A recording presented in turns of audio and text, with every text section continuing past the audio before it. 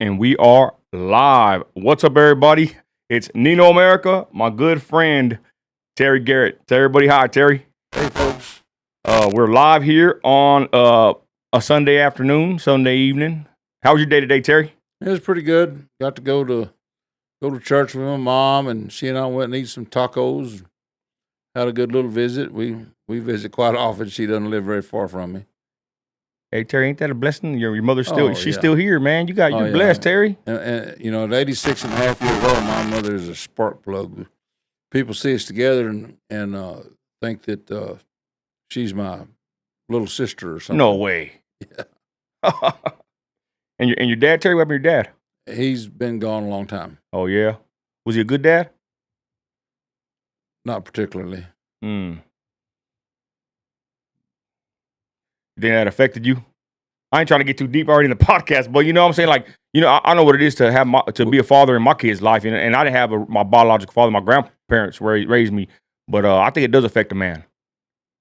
Yeah, it does. We were very lucky. There was four of us. Dad decided he wanted a divorce when I was 12 years old, and my little brother was 10, my sister was 8, and my littlest brother was made him 5. But Yeah. he took out on us and divorced us and left us in a house in Odessa, Texas, 6 months behind on payments, and married his best friend's wife the very next day after the divorce was final. So Damn. that created a rift between me and him at the get-go, and we tried to put it back together several different times and never did work. And he passed away on the 9/11 of 2007. Wow. But my granddad, both my grandparents, his dad was Doyle Thomas. My granddad, Frank Garrett, that originally started and owned the original Cactus Drilling Corporation in 1946. He and my grandmother was responsible for all the time we spent in the oil field. Granddad was he had sold out of Cactus in 1958, was consulting and drag racing all through the 60s. So we had quite a fun, interesting childhood. We never lacked for nothing. Praise God. Granddad was consulting, drilling, and completing wells way back there in the early 60s and all up through the 70s, and carried me and my younger brother with him pretty near everywhere he went. So today, ladies and gentlemen, we are with Terry Garrett. So were you born in Odessa or Midland? Midland. But you were raised in Odessa? No, we were in Odessa for 3 years. Okay. So, guys, we've been wanting to do this for a while. We're probably going to try to do this as much as we can. It's hopefully weekly if it becomes, not even if it becomes successful, but we need a voice in this city. This is more of a local issue podcast, but I welcome everybody to listen because if it's happening here, it's happening everywhere. We got problems in this area, right, Terry? Oh, yeah. And so we're going to start highlighting some of these issues in the city. Terry went viral. We'll get to all that in a minute. Y'all just want to kind of give an introduction as far as who Terry Garrett is. Legendary oil man, a driller, right? Yeah, I've been in the drilling business over 55 years myself. I'm the 4th generation of our family. Been in the drilling business since 1912 or so. Damn. Okay, so we're going to start from the beginning and just keep on going. We're going to open up the lines. Anybody out there from Vander Ranch want to call in? Shandy, I'm going to text Shandy in a minute. You got her number? If you could text her in a minute. I do. If you could text her in a minute to get if they want to call in, but here in a minute we're gonna open up the lines. Okay. But go ahead. I'm gonna go and just give the intro. So real quick, y'all, we're gonna talk with Terry Garrett, speak on some local issues. We got a crazy week coming ahead of us, and there's a lot of issues in this city. And if there's issues happening here, there will be issues happening everywhere, like I said earlier. So we'll get to it. Thank you for everybody watching now and on the repeat. We're on Facebook, YouTube, Kick, and I believe Twitch as well. But anyways, let's get to it. Terry's gonna finish his text there. You got it? Yeah, I want to let it's 4. Shandy know we're. It's 4. If you need my number, I'll tell you in a minute. I've already got it. But I got another number for the podcast. Oh. It's 432. 1 second. And you want her to text to this number? Call. But just tell her we're live right now. If she can I just. did. We are Okay. live on the air. Live. Call. In about 40 minutes. In about. And I'll put the number on the screen whenever we get ready to take calls. Men's. If she can. We don't even know if she can, but that's Shandy. 432. I'll put it on the screen in a minute. Okay. Yeah. I can put it right here if you want. Oh, 432 217 217 0709. Oh. And forgive me, y'all. I should have this set up already, but man, it takes a lot to get everything, the whole studio arranged, and this is our first pod together. But we will have everything set up, pretty good for the most part. It's already ready to go right now, so we will be more organized as the weeks to come. I'll be having more Midlanders come in and join me on the podcast. I've been trying to actually get my podcast game up lately, y'all, but there's so many things that we cover. There's so much stuff happening in Midland that it'd be a full-time job trying to cover it. That's why these criminals and these corrupted officials, they get away with everything at this point because this is their job, Terry, to take our freaking money. Honest people have to work. We got to work for a living. Yeah, exactly. And there's nobody, if we don't show up for work, if we're not there, we don't get paid. We don't make any money. And then that's one of the biggest things. And we have brought it out in the town council meetings. We brought it out in the city council meetings. We have told that ignorant county judge we've got what it takes for us, the working man, to come down there and take time out from our businesses, our jobs, our responsibilities, our obligations, to come down there and fight them and their kind of fight to keep them from screwing us. There's no other word for it. Hey, Terry, that's what I told my wife. I said, why are they so opposed to us? They don't want to unite with us. They see that we're involved. They lie and they tell us, oh, yeah, I remember I don't know which city manager or who the hell it was in the city said, we like y'all to come and talk to us and hear what y'all got to say. Hell no. The first time they probably were, I guess, saying that, but once they realized we kept going to these council meetings, they don't want us there. But it's like they're so opposed to us. Why don't they want to work with the concerned citizens of Midland instead of going on the radio, right? They go on Slanderson's show and go slander us and run for cover, and he lets them get on his radio show, which he can do what he wants, but he lets them go over there. He runs a cover for them basically, and they get on there and they berate us, slander us, insult us when they told us that it was all right. They wanted us to come speak, but then it's like they're very opposed to us. Why don't they work with us instead of against us? Haven't you found that kind of odd? Every one of them. They're dishonest. We're gonna pull the blanket off of their ass. Oh. We're gonna let it rip, Terry. We're gonna expose them. I mean, come on. Little Mayor Lori Blanc, who nobody ever heard of before she was announced as the mayor. She and her constituents they claimed $300,000. It was probably twice that. It could have been 3 times. To obtain her a $75 a month part-time job as mayor of Midland. Ain't that odd? I think that's odd. I mean, so who put up that money? I didn't. I couldn't contribute to her.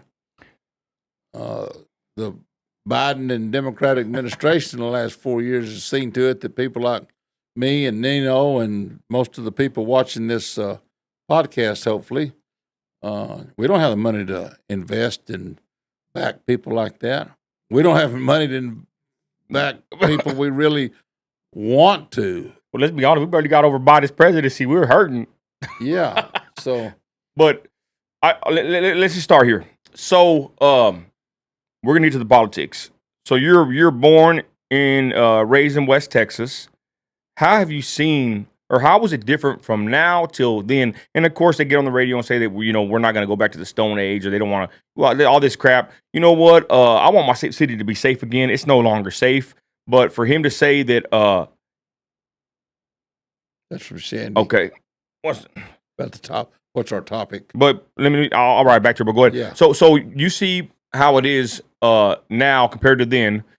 What do you think is the major difference, and can we go back to a safer time, or was it safer? Just give everybody listening just how it was growing up in Midland. I'll tell you right quick. I'll tell you what's happened since the 1960s is people quit taking their kids to church.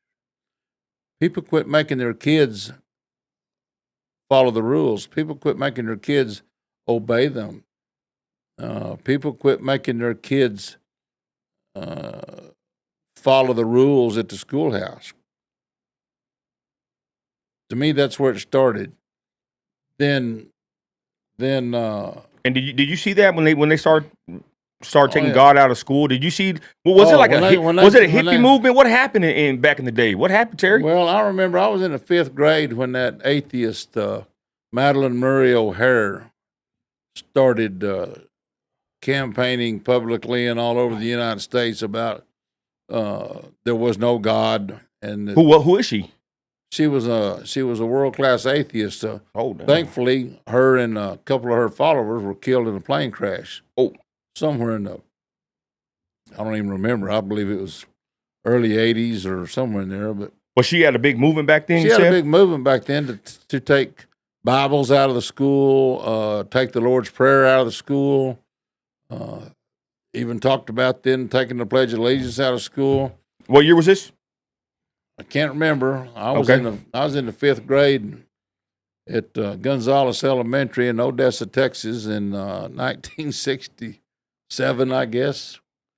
And it was a big deal then. Of course, also there was the horrendous and horrific Vietnam War was hot and heavy, and one of our favorite cousins, Bill McNeil, was over there in the Vietnam War, in the Navy, in one of them PT boats on that mean-ass river over there, not the Mekong, but the one I think is over on the, what we would call the Cambodian border. I might stand corrected about that. Yeah.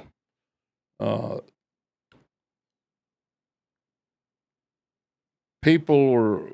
was Lyndon Johnson's war. Lyndon Johnson and his cronies were getting rich off the Vietnam War, and they weren't ever going to end it. They were going to be against everybody who tried to end it. And so in the 60s, Midland, Texas, and I want to go back to this. I've said this so many times. Back in the 60s, Midland, Texas had the number 2 rated public school system in the entire United States. We were proud of that. Mm-hmm. We advertised it. We talked about it. It was brought up in our little school meetings in the elementary. We were proud of Midland, Texas. Lee High School had just been built, and Bill McNeil was in the first graduating class of Lee High and went to Vietnam for his senior trip with the United States Navy. Proudly served and came home, thankfully. So we've had ancestors and kinfolks that have fought in every single conflict and war since the Revolutionary War, when this country got started. Yeah. So for people to, like that old Merle Haggard song, man, you start running down my country, you walking on the fighting side of me, you walking on the fighting side of Nino, you're walking on the fighting side of a bunch of people, and people have forgot that. One of the reasons they forgot it is because they were never taught it. They never heard it. They never heard about walking on the fighting side of me. Their parents come off into that. Y'all are going to all laugh at me, but the goddamn hippies that came out of the free love and the Vietnam War protesters. That's when protesting got started up as a damn business. Protest. People in college, kids in college didn't know a fucking thing in those days. They didn't know what to protest about. So educated professors told them. Educated professors. Is that what happened? Educated professors told them that, in their opinion and their ideas, the Vietnam War was all wrong. and that we should protest against it. So all of a sudden you got people. Of course, I guess it started out in California. We had another cousin that was a draft dodger, and he graduated high school here and took off to California. Oh, yeah? Yeah, we didn't see him for 30 years. My wife says, I was born in 85, and I feel we were the last ones to experience how great America was. Could be. And it really touches me when you talk about that, Terry, because you get a lot of people. I mean, I get a lot of insults on TikTok, a lot of places. Facebook, I get a lot of patriots supporting me, but it seems like you're right. Like, this is our country. We love it. We support it. And that's a very foreign idea to many people, especially if they're young. They think that I have to have allegiance to Mexico or somewhere, you know what I'm saying, somewhere else. And I love my country. I was born here. I don't care about any other country, but I'm saying it's a foreign way of thinking for the most part. I would hope I'm wrong, for other people, especially the youngsters, to love this country. It's like they've been taught to hate America. And when someone like me comes out, us, Trumpers, whatever, and we say we love this country, boy, they want to tear us apart. Yeah.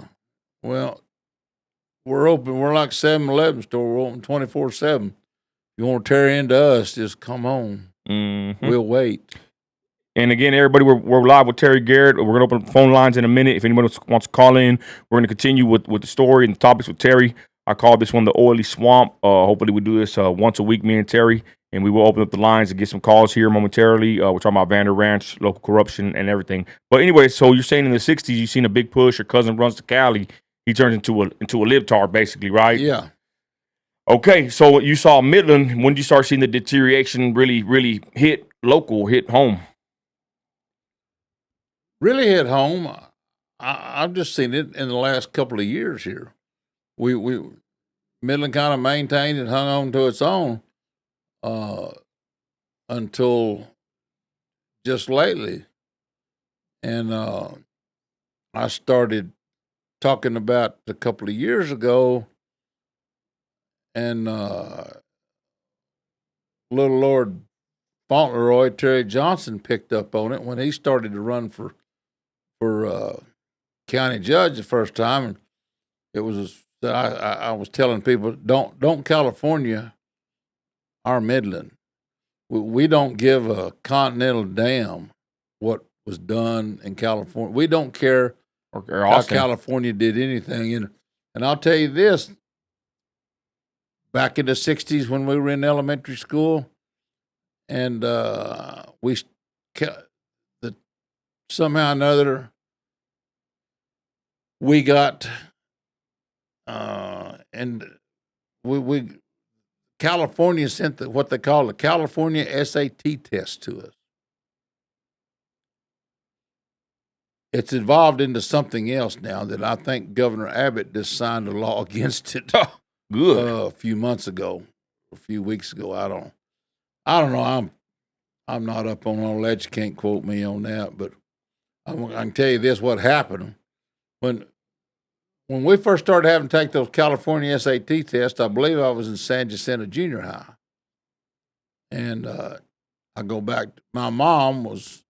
And her little sister, my aunt, were the first group of students in San Jacinto Junior High when it opened in 1951. Has it always been there in the same place? Yeah, it's always been the same place, always been the same name. We haven't had any morons or idiots come along wanting us to change the name of San Jacinto. We'll talk about Robert E. Lee in a minute, but continue. Yeah. So anyway, when that California SAT test come out, I remember very well my mom going down there and chewing the principal's ass out about why in the cornbread hell were kids in Midland, Texas expected to take an SAT test that was designed and developed in California. What the hell did we have to do with California in 1960? We didn't have nothing to do with California in 1960. Didn't want nothing to do with it. We don't want nothing to do with it now. You got that right. So the liberal wave, the rhino wave, this rhino thing has really got bad. here in Man, the last year or so. that's about the worst. And I will call someone like Terry Waters. I'll say it like that. He's one of them, in my opinion. He ain't MAGA. Oh, yeah. He ain't MAGA.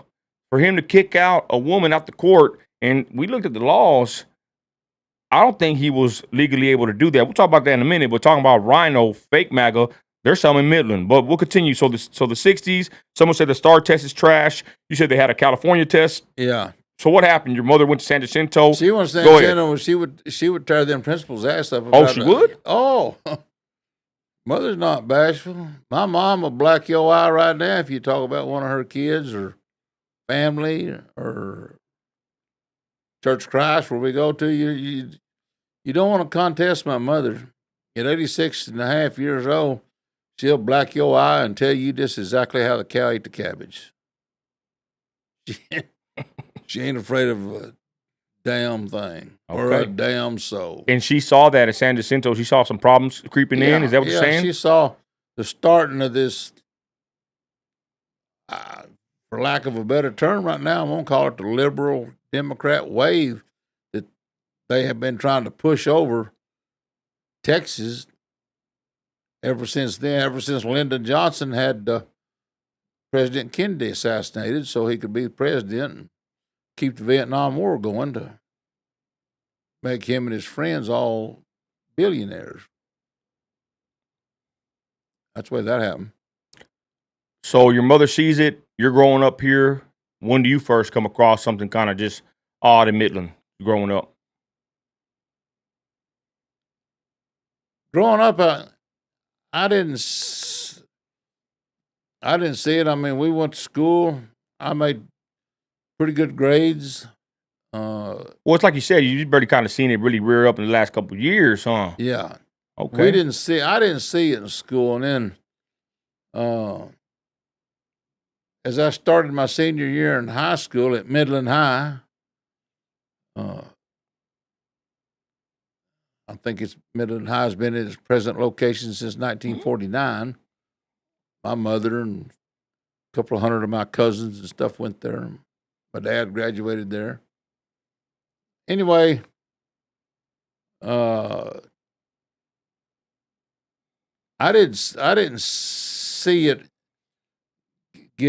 getting infiltrated into the school system. Then I was working. By then I was out in the oil field with my granddad. Okay. And then by the time I was 15 years old, I was running a welding truck for Burns Welding Works. Okay.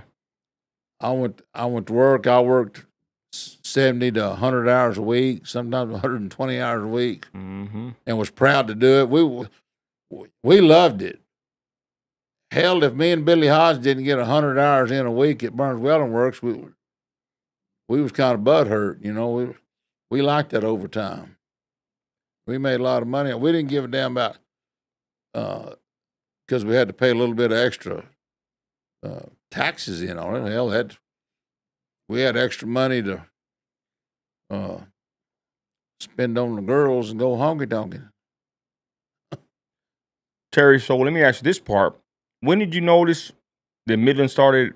I think Odessa was first, but just all these, a bunch of illegals just started coming here for work. Was this normal when we get booms, or because it's like they don't go away no more? They used to come and go, but what's the deal with everybody coming to Midland or Odessa whenever we get a boom and you get a bunch of crime, a bunch of illegals, a bunch of problems? Has that always been like that since the booming, since the booms happened? No, back in the 60s and 70s and 80s, we would get a lot of good, hardworking people from Mexico that came up here. They made damn good roughnecks. They made damn good well service hands. They made damn good laborers, roustabouts.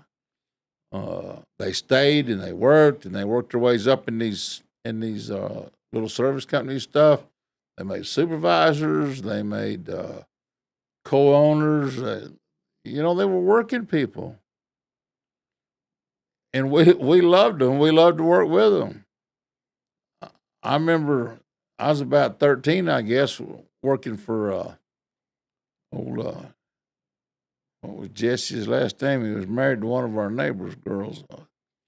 Anyway, he was running a pulling unit for old Mac Machin out here, east of town. And I worked one summer on that pulling unit. I didn't speak a lick of Spanish, and Yeah. they didn't speak any English. And hell, we got along fine. Oh yeah. We worked every day, all day long. Well, what kind of beers y'all go drink? Cold. I didn't know they drank Coronas back in the day, or Tecates, or I don't know. Back in them days, it was Coors in a yellow can, and most of it you still open with a church key. Okay. And I would dare say 75% of the people listening to this little show here won't know what a church key is. Okay. What is a church key? It's a beer opener. Okay. Oh, you had open beer with church key. Yeah. Yeah. Okay. There wasn't no Pop Top. And it was before Jim Ed Brown recorded that song, Papa Tops. Okay. Terry, before we get more into politics, there's a picture of you at a big old blowout. There's a rig on fire behind you. Talk about that day. What happened that day, Terry? It's a pretty legendary picture. Go ahead. It was not a rig fire at all. That was a flare coming off the mud gas separator that we had rigged up just for that. Oh, and, so it did its job? Huh? It did its job, or it went out of control? I mean, no, everything was fine. Oh, I thought the rig was on fire. No, that rig was not on fire. What rig was that? Do you remember? Oh, it was it was a Patterson rig 2, and Joe Cervantes was my tool pusher. And what happened that day, Terry? Well, that scenario went on for several days while we were drilling and completing that well with the rig. But we drilled into that well was 6.5 miles northeast of Carlsbad, New Mexico, right off the highway, and we were drilling a deeper well for a little outfit called Nadel and Gussman here, and we drilled into the Strawn. I want to say it's 10,600 feet. Took a 10-foot drilling break. We picked up off bottom, started circulating it out, and gas come with it, and we were having to flare the gas while we were circulating the mud and building mud weight. That's just normal operation. Well, you call it well control. There was nothing out of line. There was nothing out of control. There was nothing wrong. There was nothing. It's just something you do every day. Been doing it every day all my life. And that's usually when problems happen, huh? When you get complacent, or is just everything going all right? Oh yeah, everything went fine. You circulate that gas out, you build your mud weight, and the gas is suppressed in the drilling mud by that time, and you don't have a gas flare then. Or you'll have a small one. You'll have a little bit of gas work its way to the surface. But that's what all that equipment is properly rigged up to do, is handle the gas out of the drilling mud while you're still drilling ahead. I've drilled thousands of wells with a 200-foot flare going. You're cleaning the mud with your mud cleaning, shell shakers, desanders, centrifuges, all your mud cleaning equipment on the pits, and you're separating the gas out of the drilling mud, and so you've got to flare it. So that day, I mean, was it a big deal, or what happened? Because it was a big ass fire. I mean, was it normal? It was normal. Yeah, that was a big flare. So I took out there and with my, I think I had one of them Sony digital cameras. Is back in about 2001 or something like that. But anyway, I had Joe take some pictures. I mean, I'm probably standing a good 200 feet. Yeah. South of that flare. That was a crazy picture. I'm gonna put it on the screen when I get a chance. I was telling Joe to hurry the fuck up and get that picture made because we was roasting my ignorant ass. Oh yeah. Yeah. What was that a pretty crazy day, or were you used to it? We were used to it. It's just that's the way we work. Can you move the mic up? Just move it up with your hand. That's the way we work. There you go, right there. That's good. That's good. It's called drilling a well. What's the crazy thing that ever happened on a rig, Terry? Oh, I've had a lot of nutty things happen. Most of them was people caused by, people. Oh yeah. Yeah. You got any Yeah. story? You got a story you can tell? Nothing too crazy. There's I wouldn't even know where to start. Damn. Uh, Are you- I remember Mm. one of the craziest things I ever saw, and I was at the rig, and it was when I was superintendent for Cherokee Drilling Company back in 80 or 81, and we had a crew working for us that lived up at Dan's Bar, which is on the state line way north of up there out of Plains, Texas. I'm North playing. state line. Yeah. Anyway, and the kid's name was Danny Barr, and he had been in the military, and it hadn't treated him too well, I think, when he came. But he was the driller, and he had an old boy working for him that was the derrick man. And every once in a while, you're drilling ahead, the swivel wash pipe and packing go leaking up on top of the swivel, and the thing to do would be to get the Kelly down and run up there and bang on that nut, the top nut on the swivel packing, tighten it up, grease it real good, and try to get it to stop leaking. And most times it would. Then when you got pipe set or got time, you wasn't drilling ahead, you'd lay that swivel in the V door and put new wash pipe and packing in it and fix it. But anyway, there was a quick method that some old roughneck driller would use, and they'd hoist a guy up on a cat line. This was back before the days of air hoist. Now, we had air hoist on those rigs, but and you'd hold a sledgehammer and wedge it in the top of the swivel, and that driller would kick the rotary table in, and it was a real easy way to tighten up on that top nut on the packing on the swivel. Well, we had company rules against that because it was dangerous as hell. Oh yeah, I was gonna ask how dangerous was it, Terry? It was a bad day. Well, I just happened to drive up to that rig, and Danny and that crazy derrick man were doing that, and they had him hoisted up there, standing in a loop on the air hoist. So here he is, about 30 feet off the rig floor, which would have put him about 60 feet off the ground. And he's a pretty stout old boy. And he was holding that sledgehammer over in that swivel, and then holding on to that winch, that air hoist line with one hand, standing in a loop with one foot. He's holding that hammer over there in that swivel. He hollered at the driller. He said, "Okay, kick it in." Well, he kicked that rotary in, and he didn't get it kicked out quite quick enough. And that somebody's wrapped about halfway around the derrick. And then when it unwound, well, it slung old Dick out of that winch, air hoist line he's standing in, and it slung him out 50 feet right straight out over the catwalk, and the poor somebody's landed on the catwalk out there 50 foot from the Vito ramp. I mean, I thought, God damn, we done killed somebody. Right here, me watching, we done killed that guy.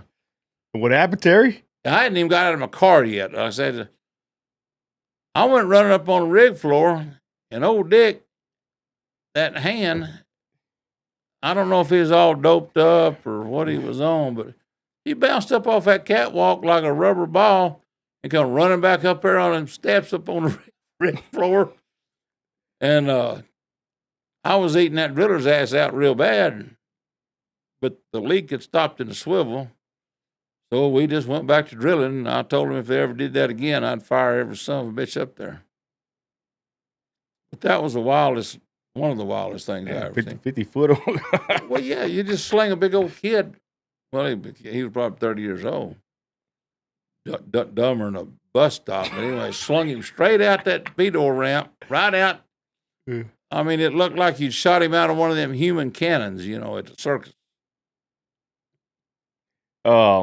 I guess give me. I want to get to the local stuff, Terry. But I got you sitting here, man. How prevalent is? I want to talk about divorce, but how prevalent is just like a substance abuse or just drinking because or out in the field or with someone in the oil field? Because I always talk about the oil field ain't what everybody thinks about it. My little brother was in and out the pen. He gets out of prison. I get him a job, and a month later he's back in prison because he made some good money and didn't know how to act. So have you seen many men chase fortune and just end up, in the dumps? Oh yeah. Because I'm glad my wife. I got a good woman. She ain't gonna let me be at the bar or blow my money on something that ain't gonna benefit my family. How many men have you seen in the oil field just blow it all or fall into the traps that are that come with making a lot of money? Literally hundreds. Damn. Hundreds. And most of what I saw was experience with older hands with drinking problem. The drugs and stuff come along as a big prevalent problem. After I sold my drilling rig, I had 3 12,000-foot rigs. I sold them in 92. Yeah. So I didn't personally see so much drug use. Now I have found out later that a lot of people that were friends of mine and close to me and stuff, and they were on marijuana and they were on certain substances. Yeah, cocaine and stuff, but they knew how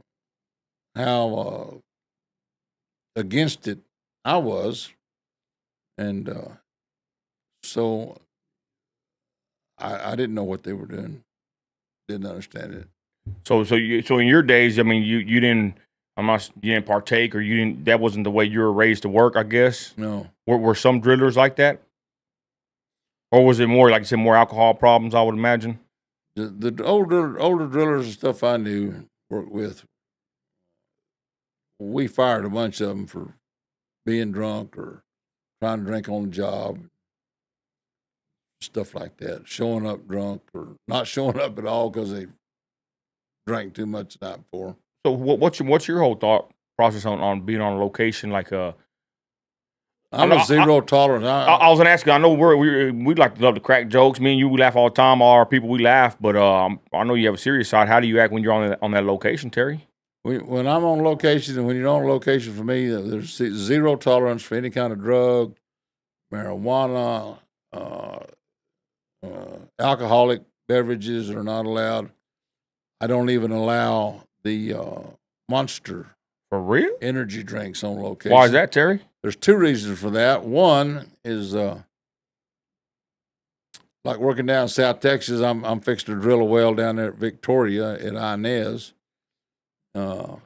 It's 105 degrees. The humidity's 100%. Mm-hmm. Sun shining hot. These hands are getting extremely overheated. Yeah. And those energy drinks mess you up.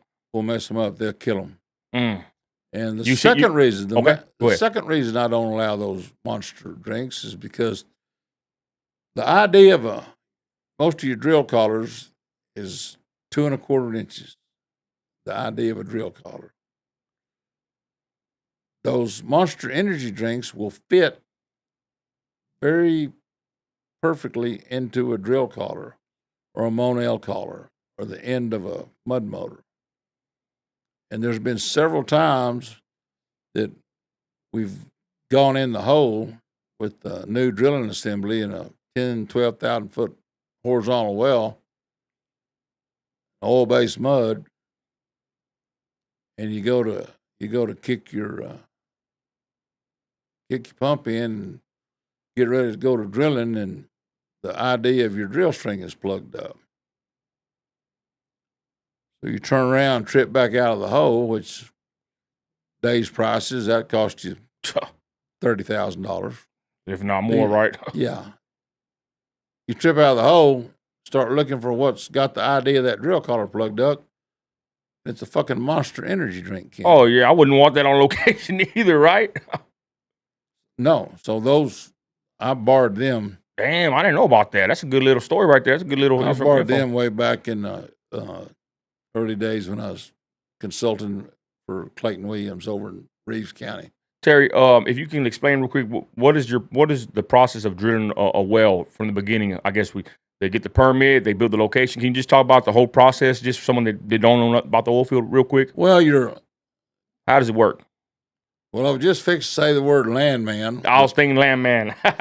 Taylor Sheridan is a very successfully fucked that description up for everybody that looks at the show. I've heard that's not really a landman. Is that correct? What was he? Billy Bob was more of a company man, or yeah, Billy Bob's position that he portrays in that movie or that series is the job of a drilling consultant or a production manager, like the job that I do all the time. Operations people.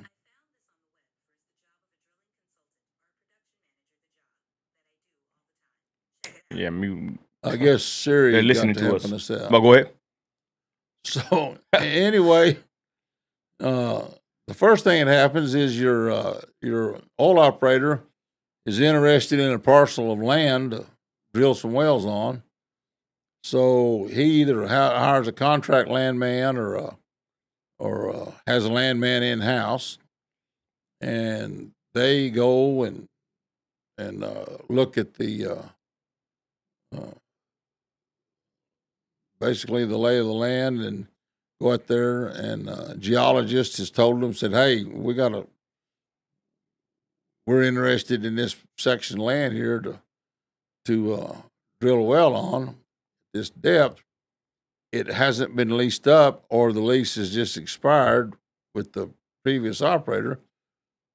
We need that country leased up. So the landman will do his due diligence and do what it takes to make an agreement with the landowner or the mineral owner. And nowadays, in every case, it's different. Yeah. Landowner and mineral owner are very seldom ever the same people. And you can tell because, man, sometimes you get on location. I went on one, and this man was chewing my ass out, Terry.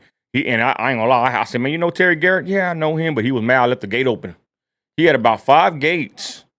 And I learned a long time ago. Usually, when they're a property owner is a a-hole, they usually don't own the mineral rights. They ain't too happy with people going on their land.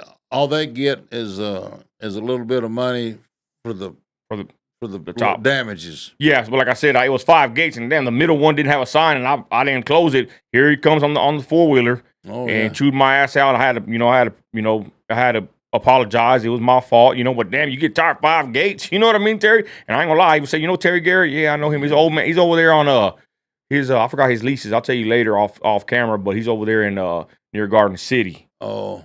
You might he said he knew you. Yeah, probably so. But anyways, back to what you're saying. So anyways, your landman's got to go out there and make a deal with the landowner and the leaseholder and the mineral owner, and therefore the oil company or oil operator gets his lease put together. He nowadays they usually go out look for investment money with their partners, because for a long time here, the people who have the money to drill a well without partners don't have the balls to do it. The people that have got the balls to drill a well on their own don't have the money to do it. Man, you're right. You're right. Because I'm gonna be honest, I own a small percentage, and it's a lot of money. Them it's about 30,000 a day on location for a rig. But I'm gonna say this: you're right, because they sell percentages, right? Basically, I didn't know how it worked. I thought that they put up the money, but they get investors. But go ahead. And there's where comes your promoters and your crooks and your thieves, and they start selling interest in this lease, and it gets so many different ways those deals can be done, and they can fuck you out of your house and all your fixtures, smile at you while you write the check. You seen that, Terry? Yeah. It's happened to you, didn't it? Didn't it happen to you? Oh, it's happened to me several times. They'll tell you that well's going to make 50,000 barrels a day for the first 2.5 years it's on production. They will tell you anything. They're just like these promoters, and some of the landmen are just like old Haddock medicine salesman. They'll tell you any fucking thing, sell you a bottle of that medicine. They'll sell you anything to get you to invest $250,000 or $25,000 in their super good deals. And Terry, what makes a good well? I mean, they got to hit the right spot, or it's the zone. Well, there's a lot of things that does that. Is it luck? Yeah, a lot of luck. Now they've got so much good seismic nowadays. It's been done. You've got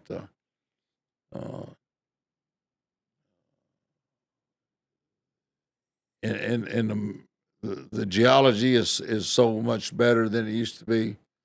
They can tell exactly where they want to drill the well. They know almost ahead of time exactly where they're going to perforate the casing. You don't drill a well with and hit oil and it start gushing out up through the rotary table. That if that happens, you've got a serious fuck up of some kind. Well, yeah, I think you're right, because the well I'm in right now is just a couple barrels a day, and they got a lot of water coming in, right? Yeah. So it don't it's not like a movie where it's just coming out the ground. No. So you're getting operated to death by them hauling water off. I hate to be the bearer of bad news, but I doubt seriously you'll ever see a return on that money. You might start getting a check for $5 a month. Yeah. I don't know what you invested with them, but at least you can write it off your taxes. And that's how I looked at it. You don't ever want working interest. Don't buy working interest in a well. I'll get 789 phone calls in the morning if this gets all these independent oil operators have to sell working interest in their wells. How do you know when it's a good well? If you don't have too many partners, if it's making a lot more oil and gas than it is water and bullshit, it'll be a good well. Then your oil operator, the guy he's got to be an honest guy. You have to look at your operating agreement with that oil operator. Okay. I guess we're going off into another combo here, y'all, because I don't know if anybody wants to hear about the cost of wells, because it's crazy. I'm gonna be honest. You said it before. You don't make no. What does it say? You get the people that make the money or what? Go ahead and say it, Terry. People don't make money anymore selling oil and gas. They make money on the fuck. They make all their money on the fuck. They're going to fuck you out of every dime they can. They're going to fuck all the service companies. They're going to fuck all the drilling contractors. They're going to fuck everybody they can fuck. And then when they get that well drilled, or the second well, or the 15th well drill, they're going to package it all up and sell it to somebody else, or sell their whole company to somebody else, because they've got a promoted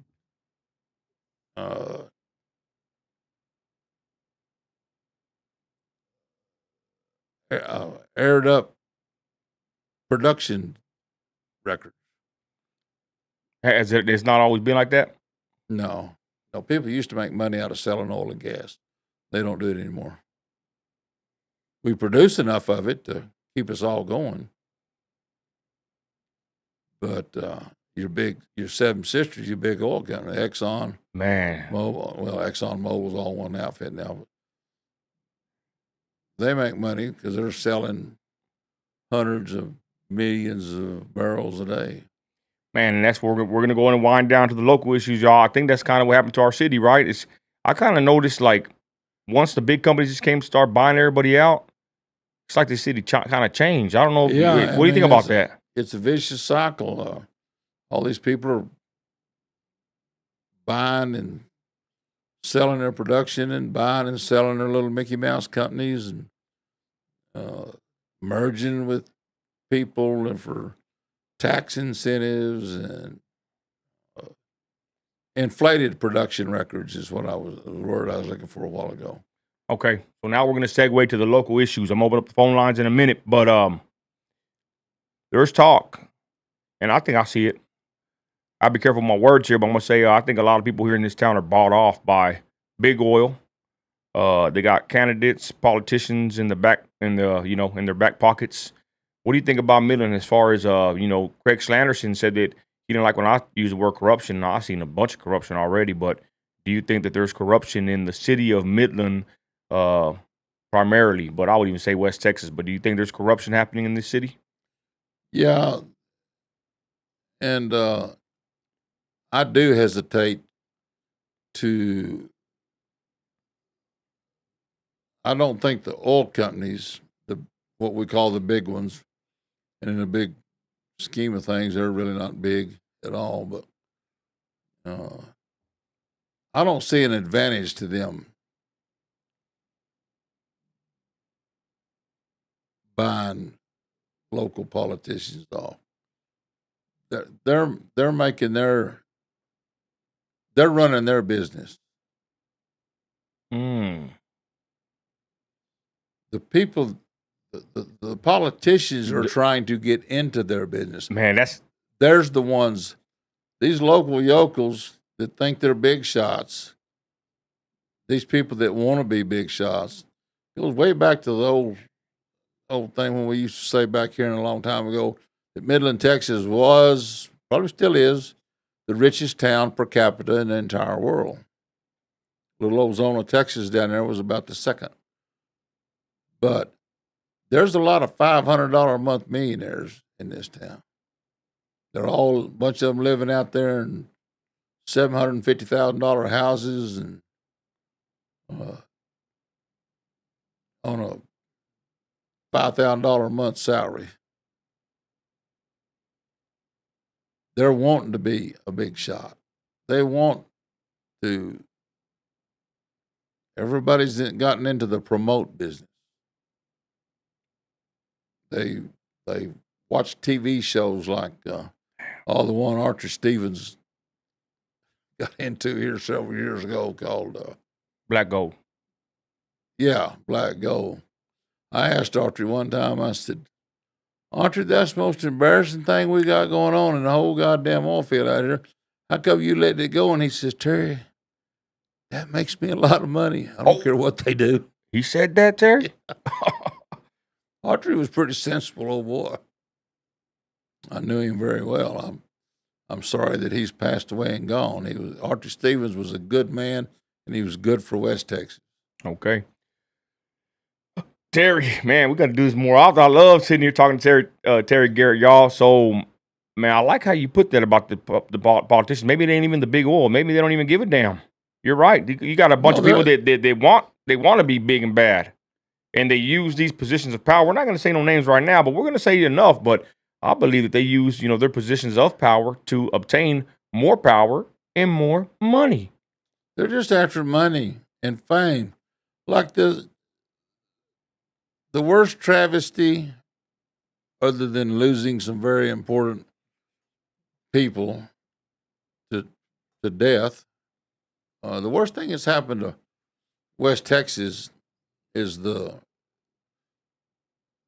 allowed the Midland Independent School District, and I'm going to tell you, Stephanie Howard, straight out, the destruction of Ranchland Hills Country Club is the worst thing that ever happened to this whole county. Worst thing that ever happened to the oil field. The West Texas oil field, which is the heart and soul of the entire oil industry in the whole goddamn world, is right here in Midland, Texas. And drilling contractors built it. And they built it, bunch of it, out there at Ranchland Hills Country Club. Ranchland Hills Country Club was a place of it was sacred. It was sacred to a lot of people.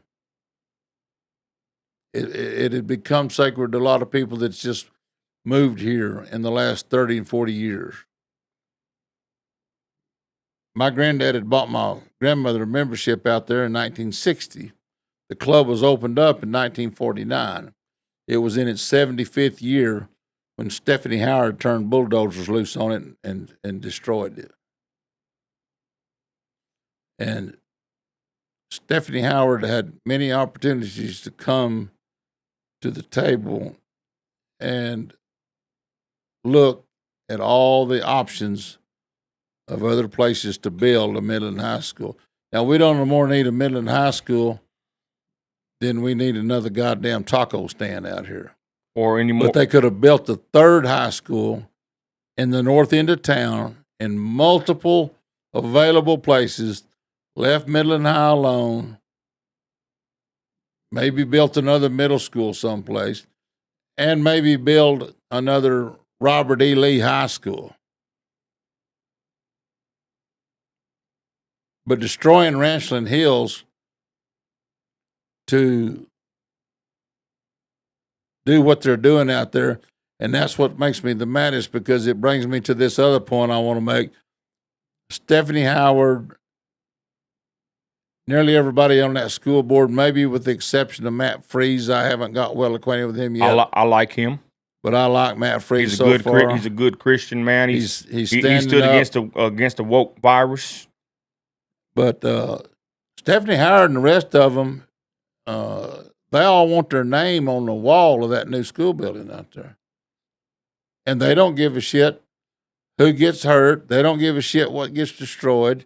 They don't give a shit how much it cost. And if you just glance, you can just take a glance at the architectural drawings and the forecast of what that new Midland High School buildings is going to look like out there. And hell, I can see $500 million worth of unnecessary bullshit in just the goddamn drawing. I haven't seen the blueprints yet, but I never will. Doesn't matter, but building Midland High School out there in Ranchland Hills Country Club is the worst thing that's ever happened to this whole goddamn community. The worst. And Kevin Williams that spearheaded that movement lost. They changed the name to Lehigh. They changed it to Legacy. You know, they wanted to just erase our history. It's horrible. Speaking of Ranchland, now, I can't say enough good things about Kevin Williams, but Kevin Williams we ought to have a statue made for him somewhere. We should name a street after him. Yeah. But he's a street that doesn't have barricades on it. And old Kevin Williams, he's leaving. Yeah. He's done. If you don't know, Kevin Williams, y'all, is the main guy that was behind the Save Ranchland Hills Country Club golf course. He lost. He went up there 200 deep to the meetings. He spoke nicely. That's because everybody tells us, because we're like, I'm going to say this. We're like some sort of a movement / group, which we're not even really a group. Me, you, I ain't going to say other names, right? And they all branched off basically from the Save Ranchland Country Club golf course. That movement branched off to other stuff. Kevin Williams got a hold of me with Stan Smith, and we started getting involved more locally. And now we're finding a lot of corruption. We've been having a lot of problems, being kicked out of all kinds of courts and county commission, meetings. But the point is, Kevin Williams with the Save Ranchland movement started a bunch of other, I wouldn't say movements, but it helped spark a lot of people coming together, I would say. And now we are here, and we're saying something's wrong with our city. So the golf course gets taken. That actual bill, right? They barely won it for that liar Reagan in the HOSA, that fraud with the Energized Midland. They said it wasn't going to raise our tax property our taxes. They just flat ass lied. They lied to us. Flat ass lied. And then they took the damn golf club, the golf course, and they tore it down to build a school there. And it was never even designated in the paperwork. We looked at it. It wasn't designated to be anything but a golf course. That's what the paperwork said. But of course, the city and these liars can do what they want to do and take people's land and just disregard the law for them to build what they want. And they took $1.4 billion in that damn bond. That was another travesty, right? That we're going to pay for it for probably till we're dead. Oh yeah, it'll never pay out. I mean, and then if we had gotten, or I really believe if we had known what was going on 6 months before that vote came up, we'd have beat that son of a bitch just like we did that stupid college bond. You're right. The college wanted to pass another $450 million bond, folks, so that long-haired, ponytailed president could have him build him a goddamn pickleball court. Most of us in West Texas never heard of pickleball. I don't know what the cornbread hell a pickleball game is and don't give a damn. But there was no sense in the Midland College in the county of Midland, city of Midland, awarding Midland College to build a pickleball court. That was crazy, right? We went to those and meetings. then they were under the guise of they're gonna have to train 200,000. But I told them in the board meeting, Midland College doesn't train anybody to work in the oil field. They're not training well service hands. They're not training welders. They're not training drillers. They're not training dirt contractors. They're not training bulldozer operators. They're not training. They used to have a truck driving school out there. Who are they training? Who are they training? People like me, Nino, people like us that work in the oil field. We're the ones that train I'm them. actually a truck driver trainer. I've trained a couple. Yeah. I don't know how many people I've trained. Yeah. But so now we segue into this, right? So we lose Ranchland Golf Course. I think it's a land grab. I'll call it what I think it is. They passed a big old bond, $1.4 billion. And come to find out from me learning with the group and just on my own too, this is profiteers. These people, it's kind of like what you said earlier. People make money on the F, I would say. These people make money off these bonds, and most of the money don't even go to the project. It goes to the promoters. It goes to the people that do the advertising. It goes to consultants. A big chunk of that money don't even go to the actual project. It's a scam. They are consultants from out of town. How can the son of a bitch come out here from Dallas and tell us where we need to plant a tree? It don't make no damn sense. How can a consultant come out here from Dallas and tell us we need to build a road over here and put a traffic circle in the middle of the son of a bitch?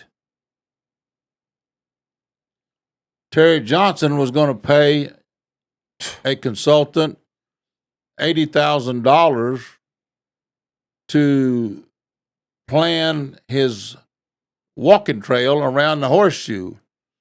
Now, we beat that last Tuesday. He's already pulled it up for a special meeting this Tuesday, and he's done that on the same day of the city council meeting, knowing that us, our group, we would have to split up so that some of us could go to the town city council meeting and protest all the bullshit the mayor and them wanting to do. And then the other part of us have to go over there to the courthouse to protest again against the city. The platting. Oh, yeah. The platting of Section 7 out there at Greenwood. He's still trying to help this promoter and developer build a bunch of houses out there that they don't have water to and don't have water for. That's another thing. And can't get water to it. That's another thing. Vander Ranch. Open up the lines, 432-217-0709. Anybody want to call in? We'll take the call, me and Terry Garrett. That's another issue. Shandy Williams. I call her Shandy MAGA. She done being kicked out the commissioner's court twice. You're in the last meeting with Terry Waters. Yeah. What happened that day, Terry? You went up there, you were going to speak, or what happened that day? Well, it went viral, 180,000 views on CBS 7. I got about 30K on mine, 20K. Shandy's up there, no high heels this time, and some man puts his hands all over her, and he said on the radio. Shoved her all the way across the floor, up against the wall. Under Terry Johnson's direction, he sat there and let it happen. James Bull Henry and I started up from the back of the room. We were going to get a hold of that bailiff and sling him. We knew we was going to get arrested. We were going to, but I wasn't going to let him, and neither was James Henry, going to let him push little old Shandy up against the wall. Well, Johnson had half the sheriff's department surround us. I mean, they got around us. They were very professional. They were very nice. We knew most of them, and they said, "Y'all are going to have to leave now. We just need you to leave. You've got to leave." And in the meantime, 2 other deputies approached that ignorant wannabe bailiff that is working under Johnson and got him to turn his hands loose off of Shandy. And when they did that, he had his hand wrapped around her wrist real tight, to the extent that her wrist was sore when we got out in the yard. You want to get They that? escorted us out in the yard and then stood there. We were under guard for about an hour. Wow. I opened up the lines. We had a missed call. If you want to call back, please. I don't know if that's Shandy calling in. I don't know why it's not. I'm going to try to call back here. You want to put the headphones on, Terry, if you don't mind? The ones I'm... Yeah. Let me, It won't work with my hat. I think it was Shandy. Let me see here. Mark Christian had me on some of these one time on his radio show. Back before I got thrown out of K-Well. There it is. It's ringing. This is Hello? Shandy, you there? Did you call in earlier? I've called in multiple times. It just keeps going to the Google recipient is not available. I'm sorry. I have my other phone. I got 2 phones. Anyways, Shandy, you are on the live with me and Terry Garrett. Your thoughts on? We just talked about you getting kicked out the meeting. You want to just explain that for everybody watching now about what happened that day? Well, just so you know, you're opening up a can of worms. We figured. Here we go. So, I mean, it's gonna happen, right? When we're dealing with people who don't have water and we're approving plats with the same companies who couldn't do due diligence to their customers in the first place, there's going to be issues. Right now, you guys were just talking about the bonds and the bonds being paid out. That is why the judge has even made comments about, well, this is what you get because you didn't pass a $645 million bond. Okay. I'm very, very passionate about Vander Ranch.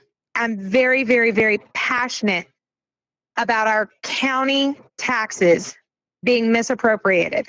We're using county taxes where we shouldn't be. And when I say that, every county commissioner is paid. Every county judge is paid out of the taxpayer's pocket. And I had my script already written up, exactly what I was going to say.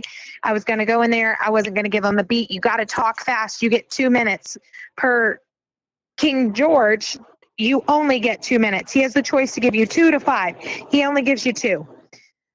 Me, he only gives 1. I already know this. I've been in there. I was removed. I was wearing heels, and I did not in a dress, and I did not want to get knocked over.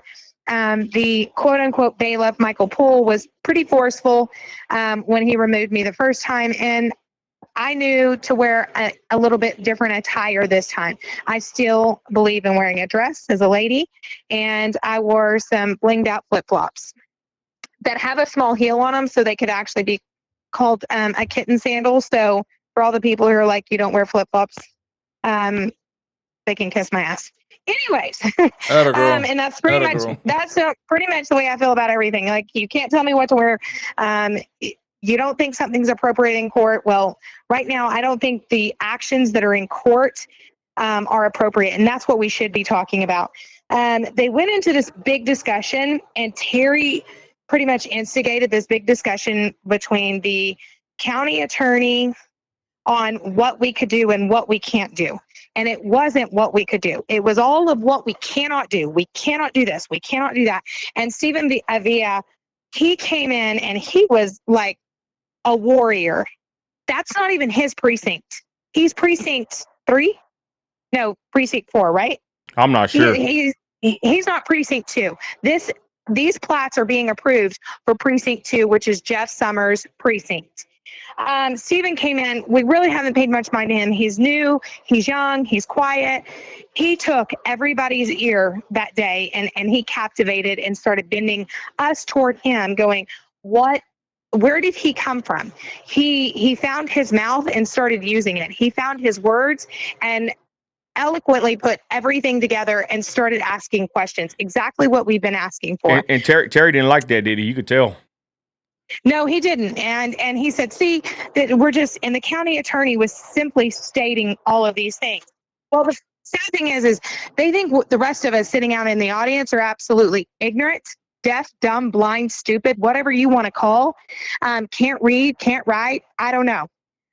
Immediately, I pull up the subdivision plat approval for the county. It specifically states that if a business is working out of their CCN, which is, it's like a contracted area that they can work in. Think of your health insurance. You can't go to a certain doctor because they're not in network. Well, one thing we know about Park Waters is they're working out of their CCN.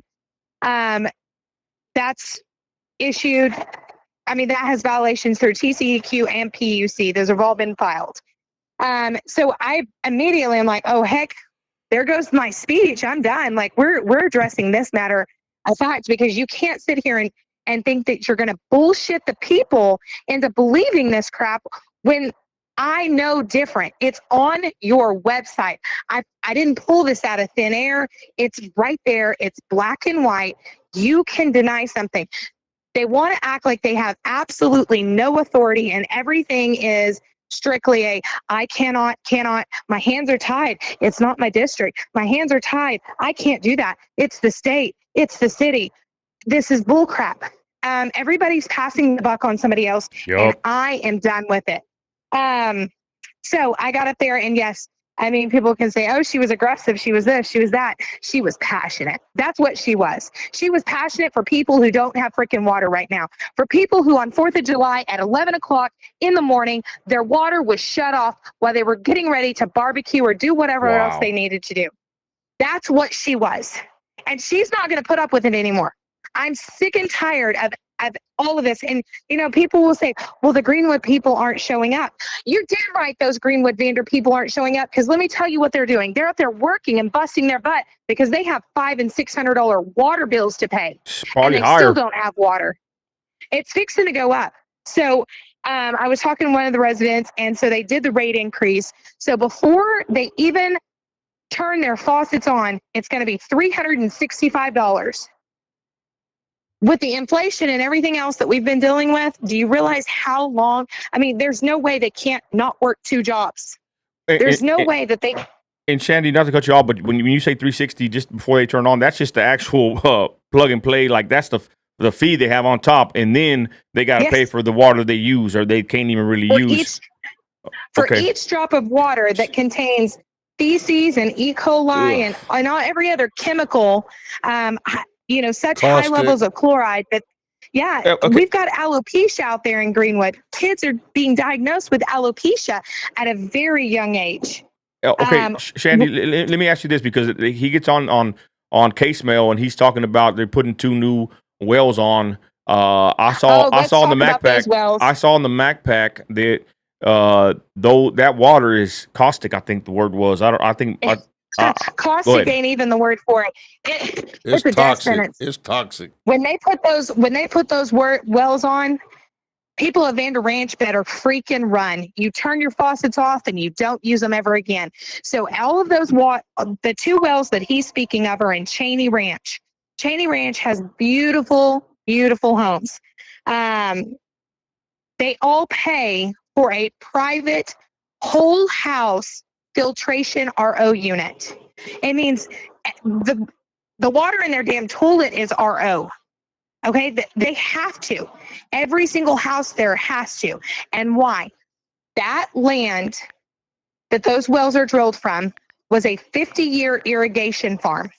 They are very, very high in nitrates. Want to know what nitrates do to your body? It's time for you to get busy and do some research. Nitrates are absolutely deadly. And they are a silent killer. And these are the 2 wells that Terry Waters is promoting, correct? That they got some absolutely. Said on K-Well. They've got their wells on. I heard him say on K-Well it was going to add another 400,000 gallons by the end of the week. Well, what? Shit. Yeah. Yeah, that's what he says. I don't even know if 400,000 gallons is going to even help. I don't even know. Don't sound like a lot of water, in my opinion. I mean, I'm not. Well, it's not. It's okay. Well, so it's the problem Out is of 2 it's wells, not that going ain't to help. happening in the first place. Right. That kind of volume is not going Terry, to you're come very out. right. Not going to come out of 2 wells out there. Okay, but And the go people ahead, of Go Cheney ahead, Ranch are Shandy. very concerned. The people of Cheney Ranch, they're messaging us very concerned that they're going to actually run out of water. They said, they we will. want you guys to have water too, but what's going to happen when we run out of water? Because we know that there's a limited supply. They have to go through refills and waiting for tanks to fill and things like that. What's going to happen? I mean, and that's the problem is right now, Vander Ranch is bringing in water. They're actually bringing in water. They don't have a facility large enough to hold the water. That's why they're running out. It's not because the residents are miraculously using more water than what was needed. That's not the case at all. Hey,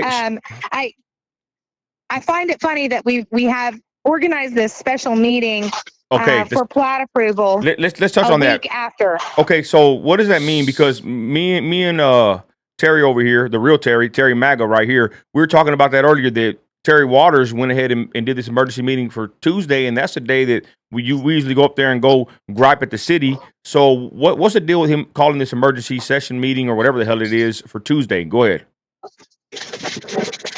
So what's going on is he's called this emergency meeting to get as many of the people thrown off guard. One, it was just announced, and it is also the same time as city council. It's split and divide right now. That's all it is. Hey, It's a split and divide. Shandy, I wonder if they did that on purpose because they know they're all against us and we're against them. I wonder if they kind of say, you know what, let's do it the same day. I mean, No, I guarantee you, this is. If you don't think corruption doesn't work together, you're sadly mistaken. Damn. Okay. I don't care who you are. Okay. If you're corrupt in city and you're corrupt in county, you're definitely going to be working together. And I am their biggest nightmare right now. Hey, okay, Shandy, I want to ask you real quick. So he's having a meeting Tuesday. The council meeting's Tuesday. I'm not going to say too much. We got people watching us here about these days, but he said on the radio that basically he said that there's 2 things that I want to touch on. It pissed me off. I called into the best radio station in Midland, Ashley and Spencer. KCRS. Yes. Shout out AM 550. And I called in and I said, man, I don't like how this guy was on the radio talking about Shandy. I know you. You're a Christian. You're a successful business owner, a great mother. A great person. And for him to say that you just want 15 minutes of fame, that's a very insulting and disrespectful thing to say about somebody. I guess he don't care about his voters. We voted for him, me and my wife, and we can't stand his ass. But it really upsets me that he says about you and all of us. He said that Terry and Bull hijacked the voice of Greenwood, you included, us included. But he said that you're after 15 minutes of fame, and like I said on the radio, I've never seen you. I mean, what kind of fame are we going to get off of this? Let's be honest. It's not that big of a famous maneuver, But for him to say that you want 15 minutes of fame, why is he saying that about you think?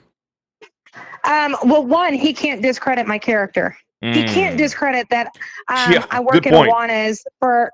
He can't discredit my character. So he's got to try to attack what he doesn't know, and he doesn't know anything about me. Can I just go ahead and tell your peeps that his wife sent me a friend request? I almost wanted to make a post and be like, okay, come on, Terry. Paula Johnson wants to be my friend on Facebook. Why don't you? I thought the irony of it. Like, they're so busy trying to find out who Shandy is because they have nothing on her.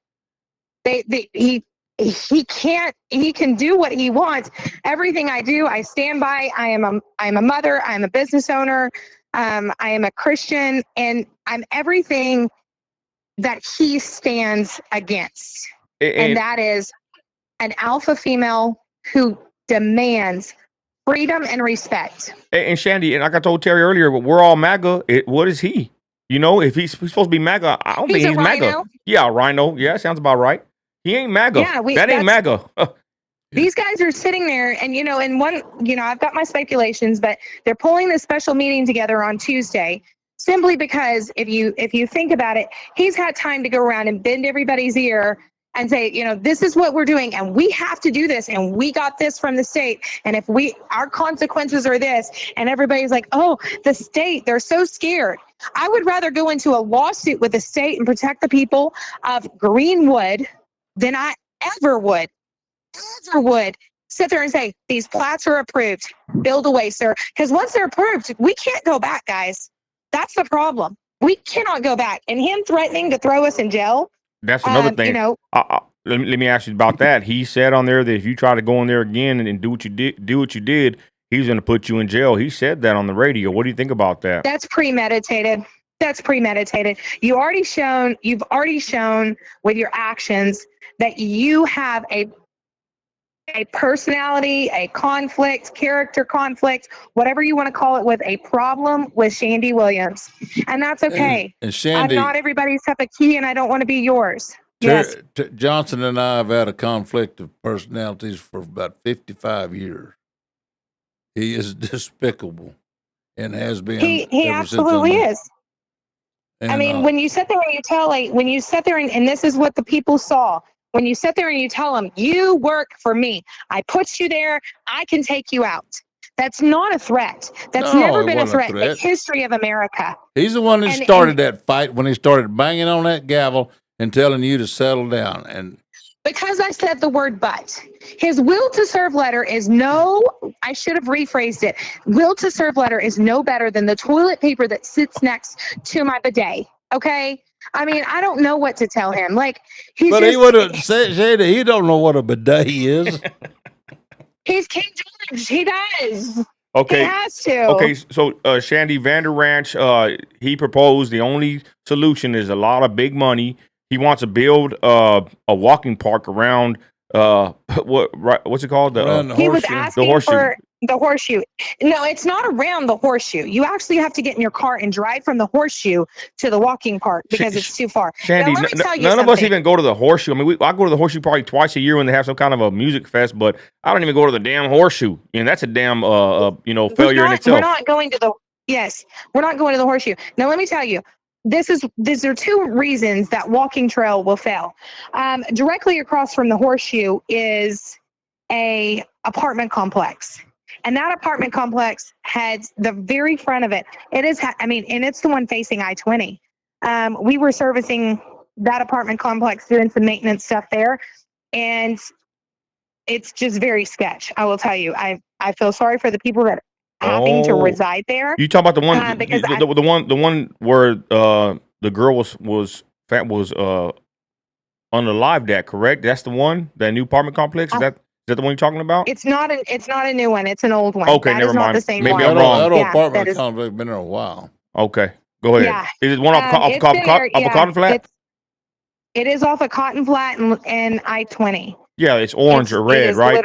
Yes. Oh, yeah, that's been there for a while. Okay, so continue. Go ahead.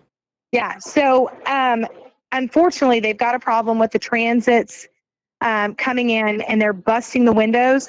They're spray painting up. They're tagging up, and these are the ones facing I-20. So they've even left the lights on in these empty complexes, and they've taken the door off the hinges so that nobody can hide in there.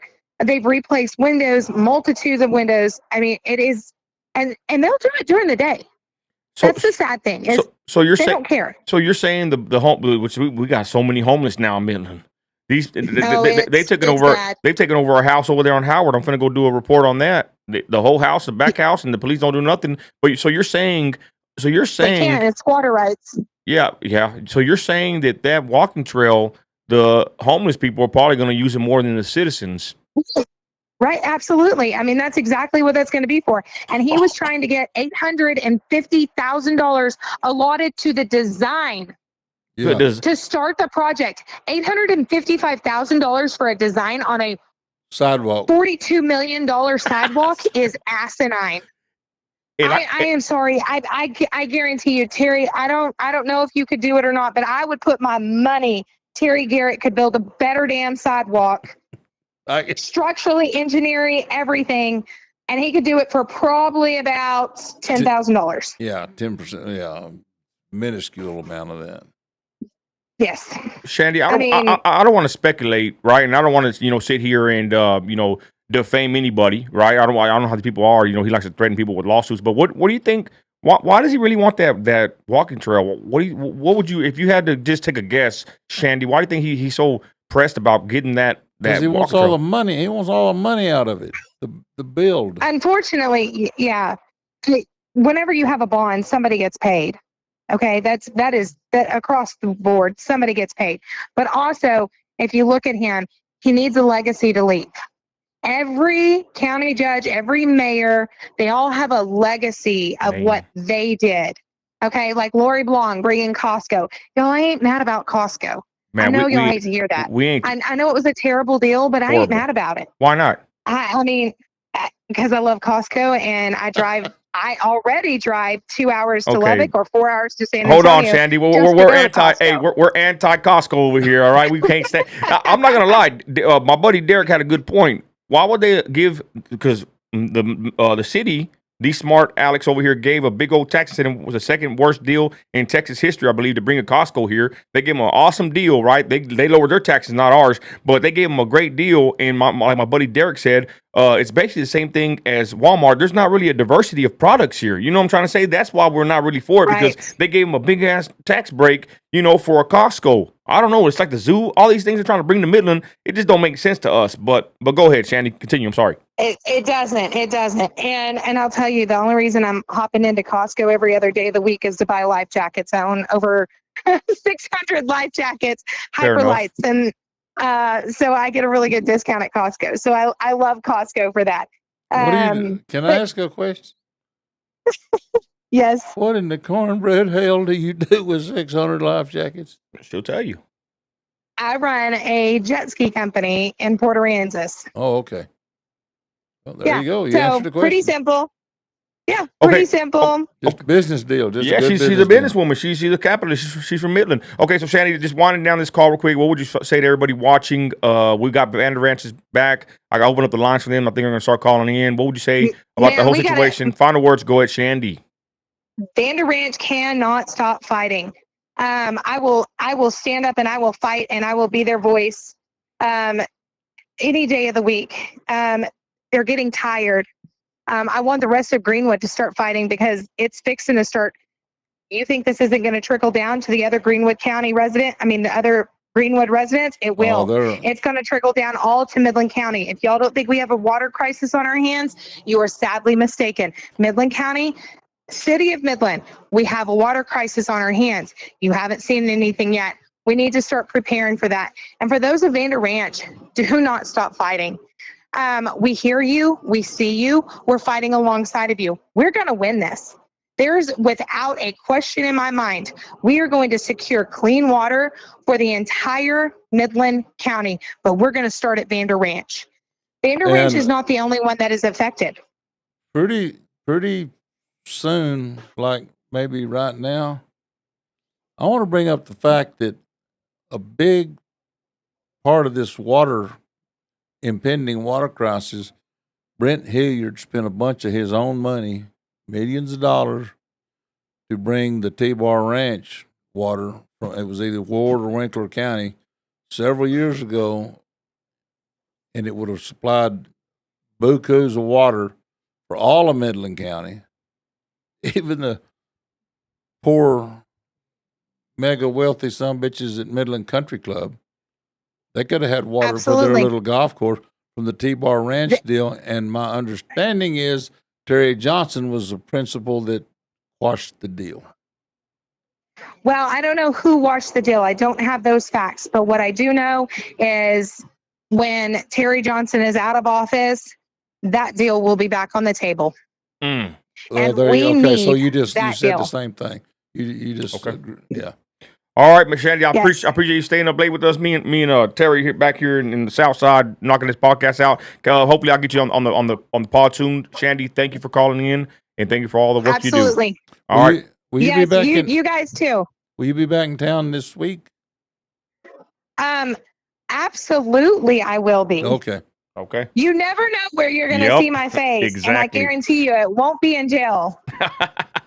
Okay. All right. Well, we need to keep you out. Bull came over to my house just prior to me coming over here today, and It's highly He recommended. gave you the wherefores. Yeah, it's highly I recommended know. by several people that the three of us do not show up at the commissioners' court meeting Tuesday. And I was going to. I was going to let some of y'all, the rest, speak for us at the council. I was going to the courthouse, but We can't stop speaking. We cannot stop speaking. We need a good, strong community showing up. We don't let tyranny run our lives, and we don't run from it. So and I everybody can't- needs to show up. I can't believe that it's Just got to this. got to this point in Midland County. They threatened to arrest us for speaking. That's what I said way back in one of our very first meetings with Kevin and all of us many months ago. It was a beautiful 65, 70-degree afternoon, and me and Stan Smith and Kevin Williams and Derek and there was about 8 of us. I was so mad because we should have been playing golf at Ranchland Hills Country Club that day. We should not have been having a meeting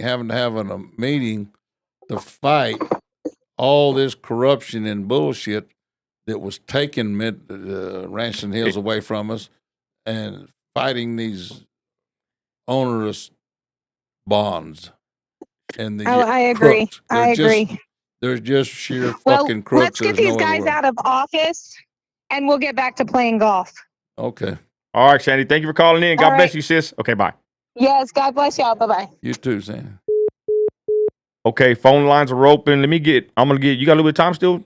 You good, Terry? A little bit. Yeah, I need to get me a taco here pretty quick or something. Okay. Let me, I got the lines open. Anybody want to call in? 432-217-0709.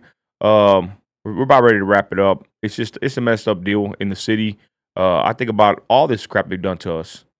From the Lehigh's name change, Ranchland Hills, the bond, the schools. I mean, there's all kinds of crap in this city. And they just they don't ever try to solve a problem. None of them try to solve a problem. They keep creating more, and they keep roadblocking us, just like they do the street construction. The city street construction, and I've had so many meetings with Tommy Gonzalez and his little deputies who were paying so goddamn much money too. It's nobody, nowhere pays a city manager $359,000 a year. Nobody. I heard even his little crony makes about $250,000 a year, Mr. Ortiz. Yeah, something like that. And then them 2 deputies are making about what Terry Johnson makes, $150,000-$160,000. I had a missed call here. Hello?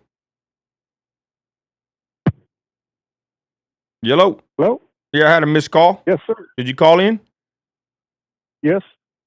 Go ahead. You're on Nino Radio. Me and Terry Garrett. Sorry about that.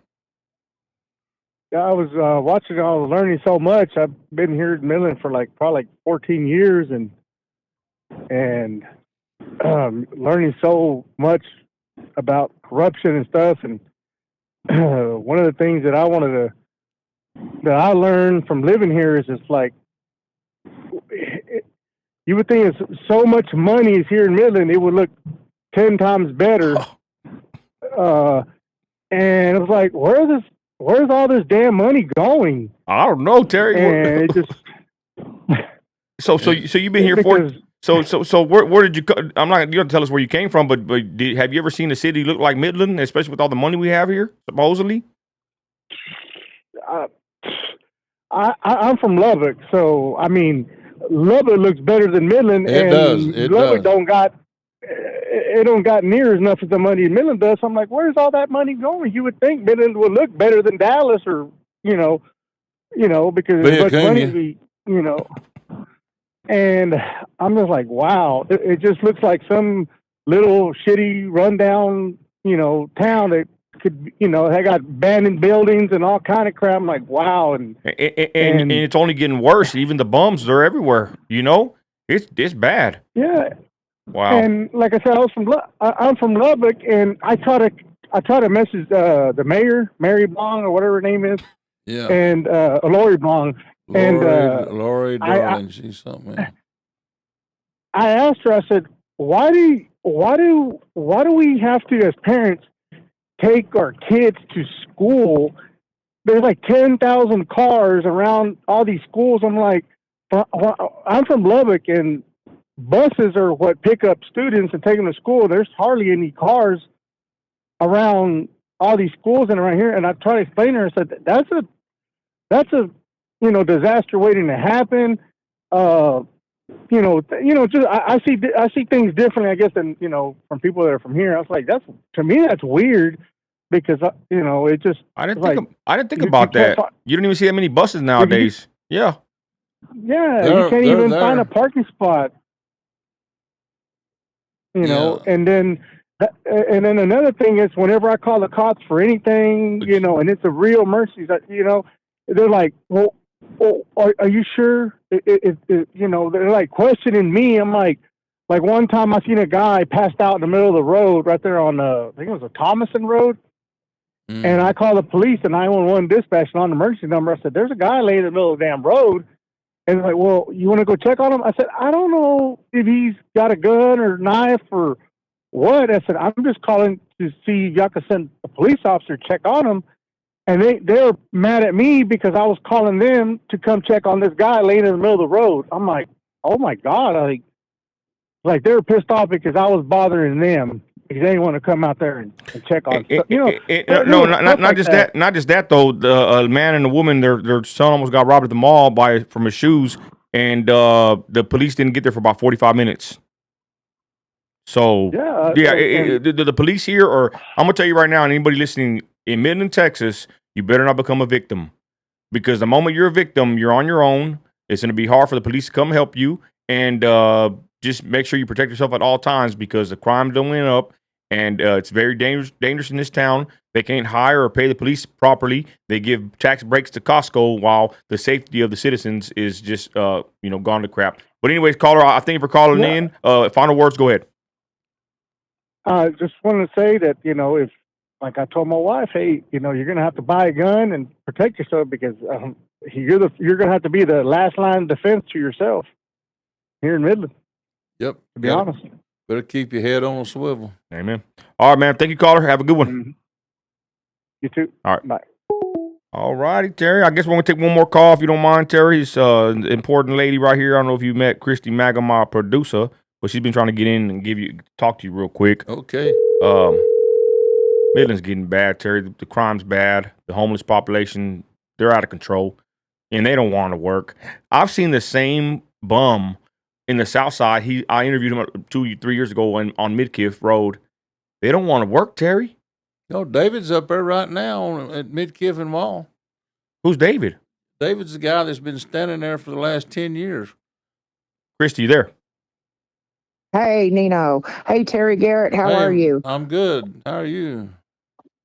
I'm doing good. So I just decided that I wanted to call in, but Nino actually called me. So for almost 6 years now, Nino and I have been trying to help people. And through his eyes, I've had a first-hand glimpse into what Terry Johnson literally goes into, his head turning backwards and his eyes rolling in his head, corruption. And, we've helped people. One of the things that we did was always say that we would be truthful and help every way that we could. And so we started getting a lot of people calling and texting about the Vander Ranch stuff. And we got in deep with that. But there's just so much that goes on in Midland. Like Shandy was talking about those bonds and how come they want all of these bonds. Well, we have to just do simple math. Look what they tried to do with that $450 million bond that they left those anonymous columns open-ended. Oh, for the budget. You know what I'm saying, Nino? They kind of had like they didn't have the good itemized list, Terry. They had it open, and I even heard somebody say that they did that on purpose because that wasn't even the real itemized list. They were going to use that money for what they wanted to use it for. It takes a lot of money to build a pickleball court. Mm-hmm. So what's your question for Terry here, Christy? So, there's Amy one of in the chat. So, Terry, are you like a lifelong Midlander like Nino is? Yeah, my family's been here. We're kin to the Midkiff Ranchland family. That's a big name, big family. Oscar Midkiff and his wife Lily came out here in 1887. Oh wow! Wow! So I'm the fourth generation of my family to be in the drilling business in the last 115 years. Wow, that's amazing. So, what do you like? Some things I was thinking of just like asking. I know that whenever people were asking us with help with Vander Ranch, and I started really doing a lot of research and talking to some people, and I'm not going to say their name because I don't know if they want me to, but somebody that feels really guilty that all of this has happened, feels like that she is in some ways responsible for Vander Ranch. But how have things changed for you? Just like looking at it from a little boy growing up to where you are now, was it always this level of corruption and it was just overlooked, or has it been an increase in the last 10 years, 20 years? Like what's going on there? I want to say it's escalated greatly, tenfold, 100 times in just the last 5 years. Back in the 60s and 70s, I thought of the mayor's name back when I was in elementary school, and it flew out the window there before I could say it. But oh, that's all right. Midland was a good town. Midland was a place where everybody wanted to live. You know, you raised your family and your kids over here in Midland. You raised hell over in Odessa. Yeah. And Midland was a good town. We had the number 2 rated school system in the entire United States. Our school system nowadays doesn't even. They don't have a rate. They don't have a number. You'd have to have one of them Chinese abacuses to figure it out. Yeah, you couldn't do it. And this corruption stuff with these bonds is just a bunch of people stealing money. They figured out a way to. They watched the Biden administration and they watched all them Democrats. They learned teach something. them how. Yeah, they said, "Well, oh man, we can pass a $500 million bond over here and build a building over here in a pickleball court. In a pickleball court, and hell, we can take half that money home." Right in the it pocket. Really is. And that's what they're doing. It really is. And I'm tired of them insulting our intelligence by thinking they're getting away with it. Absolutely. And I have to say, Nino calls him Terry Waters, but Terry Johnson has absolutely been so awful, like to anybody that tries to even have a reasonable conversation with him. Oh, yeah. So whenever I got involved in Vander Ranch, I live in Florida. And whenever I got involved with Vander Ranch and everything that was going on, and I literally was sent copies of what the water samples were. Somebody's in the comments now that paid for an independent water sample to be done. And whenever I saw those levels, I literally started messaging on Facebook and private messaging, like the direct messaging, Terry Johnson, and asking him, like, why will you not help these people? And he was like, what do you want me to do? Tell me what you would want me to do to make it all better. And I said, sit these people down in a room, Terry, and listen to their concerns and find a solution. And the conversation was a lot longer. I'm really paraphrasing a whole lot here. But whenever I told him, I said, you doing nothing makes you look like that you're corrupt. He said, there you go with that corrupt word. Goodbye. And like, so blocked me from any other conversation. So then I called into Craig Slanderson show and um Terry was there that day, and I know that he heard my country voice and was like, "Oh no, it's her." And so I started questioning them about the water levels, the burns on the kid's skin from I encaustic saw is him, and I exact. saw him. Yeah, and caustic is exactly what it is. That is exactly what happens to batteries whenever they go bad. They Yeah. become caustic. And so you have all of these people asking for all this. I said, why is this not at the forefront of things? These people can't even depend on when they're going to have water. And I said, where is your what is this on the level of priorities to you? I said, because it seems like it's really low. I said, and it sounds like that you want lots of bonds to be passed with anonymous columns that you can write out a check for whatever. I said, but you're not talking about the families that you have living out there. I said, and it seems very corrupt to me. The minute I said corrupt, Craig Slanderson, he hung up on me and I tried to call in like 10 times the other day, and I guess they got my number on lock now. They're not Yeah. going to answer for me. But it's just ridiculous the way that they treated Shandy. And if Shandy's listening right now, sis, I worked in the detention side of law enforcement. And I'm just going to tell the story. I had to sit 6 hours in a cell one day, and it was for nothing big. But going to jail is nothing to be scared of, and nothing is going to be on your criminal record. Go in there and you speak your mind and let them arrest you, and then Damn. sue the hell out of them for infringing on your constitutional rights of free speech. I'll do Okay. it for you if you want me to. Okay. Christy Maga. Okay, sis, I'm going to go ahead and end the call, but thank you for calling in. I'm glad Yeah. you brought that up, Christy, darling. Oh, you're welcome. You're welcome. That gives me some new ideas. What I've got to hunt for, though, is them 6 hours of time. I just have to say Go this, ahead. and the thing that bothers me the most about Terry Johnson is that he literally said to me, poor little me, what do you want from me? I am just one man. What do you want from me? And Wow. everything that he does, he plays the victim in everything. And all I can say is that I can read people just by the aura that they give off, and this man is nothing short of evil. And he needs to have his feet held to the fire. And if I need to come to Midland and speak the way that I'm speaking right now to him, and the bailiffs want to take me out, well, they're going to have a damn good reason to do it. Amen. Come on, sugar. I'll give you a place to stay. That works. I'll probably send to the county jail, but Dale, we'll get you put some out. money on my book.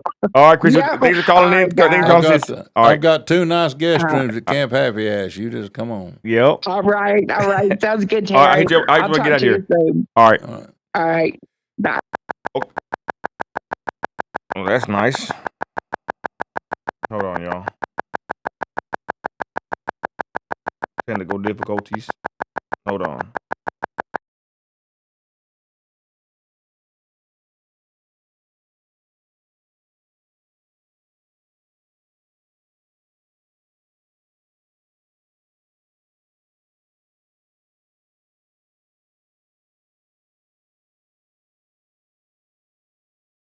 All right, and with that, we're almost out of here, Terry. So final words. We'll reach everybody watching. We're gonna be doing this hopefully once a week.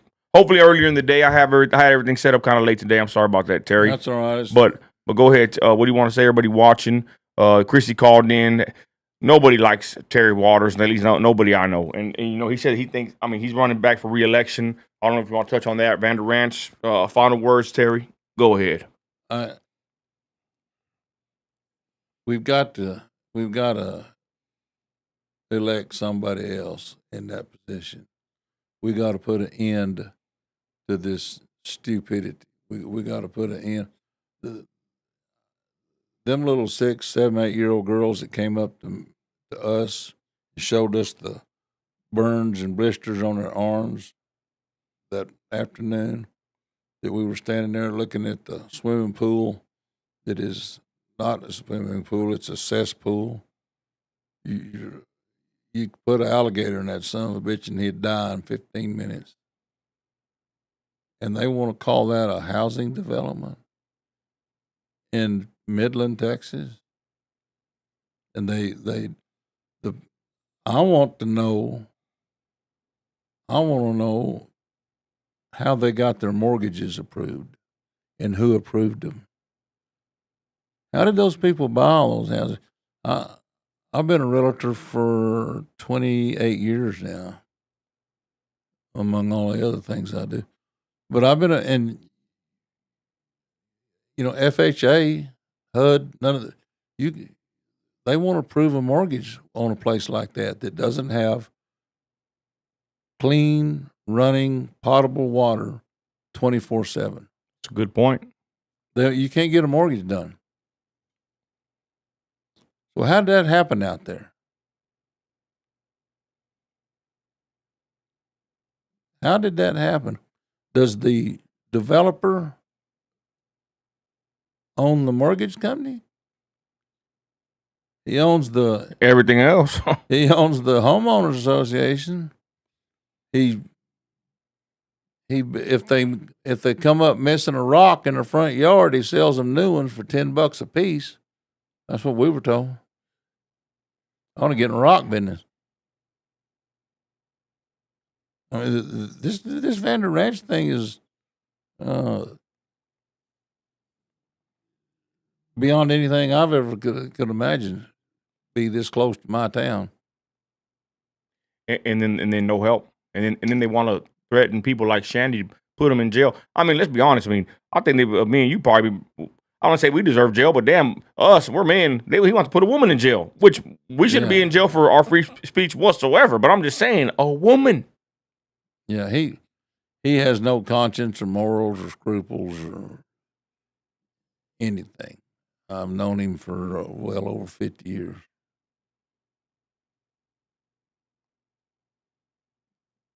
I hope he hears this little. What do we call this? A podcast? Podcast episode 1. This is a podcast episode 1.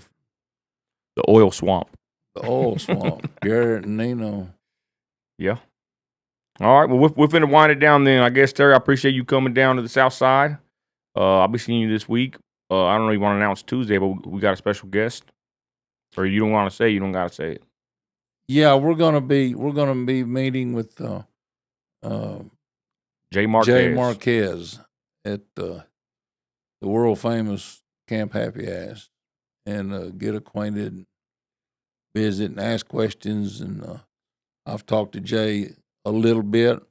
I know that he comes very highly recommended with some people that I respect more than anybody else in the county. And he's running against Terry Waters.